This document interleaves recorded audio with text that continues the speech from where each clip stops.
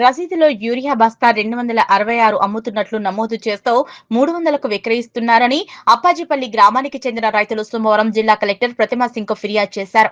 మెదక్ జిల్లాలోని కొల్చెర మండలం అప్పాజిపల్లిలో సోమవారం వ్యవసాయ శాఖ ఆధ్వర్యంలో చేపట్టిన పంటల నమోదు యాప్ను క్షేత్రస్థాయిలో పరిశీలించడానికి జిల్లా వ్యవసాయ అధికారి దేవ్ కుమార్ తో కలిసి జిల్లా కలెక్టర్ ప్రతిమా సింగ్ వచ్చారు.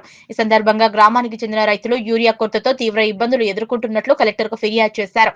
మండలంలోని రంగంపేట, దుంపలకుంటలోని ఎరువుల దుకాణాలకు గత 2 రోజుల క్రితం యూరియా సరఫరా కాగా ₹300 బస్తా చొప్పున యూరియా విక్రయించారని, ఈ విషయమై మండల వ్యవసాయ అధికారికి ఫిర్యాదు చేసినా పట్టించుకోవట్లేదని రైతులు కలెక్టర్కు ఫిర్యాదు చేశారు. మండలంలో రైతు వేదికలలో ఏఈఓలు అందుబాటులో ఉండటం లేదని, మండల వ్యవసాయ అధికారి సైతం తన కార్యాలయంలో అందుబాటులో ఉండటం లేదని రైతులు తెలిపారు.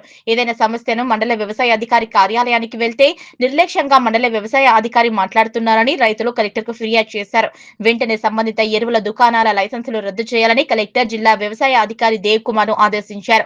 వ్యవసాయ అధికారులు క్షేత్రస్థాయిలో పర్యటించి రైతుల సమస్యలు పరిష్కరించాలని, విధుల పట్ల నిర్లక్ష్యంగా వ్యవహరిస్తే కఠిన చర్యలు తీసుకుంటామని ఈ సందర్భంగా కలెక్టర్ అధికారులకు హెచ్చరించారు. గత 2-3 రోజుల నుంచి 300 నిన్న ఒక 2 డేస్ బ్యాక్ ధర్మసాగర్లో వెంకటేశ్వర పట్లకి కూడా ₹300 తీసుకున్నాం.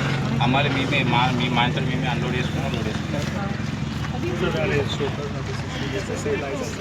రాసుకొని ఇవ్వండి. ఇది 2-3 షాప్స్ మీరు చెప్తున్నారు. వేరే షాప్ లేదు మేడం, అంటే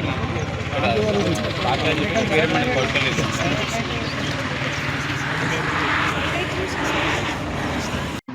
బుక్ చేసుకోండి.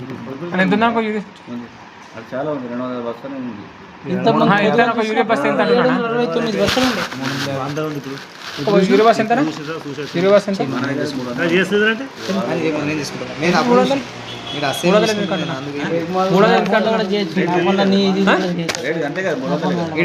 ఎందుకంటే 260 సూసైడ్ లా బుకింగ్ వచ్చింది.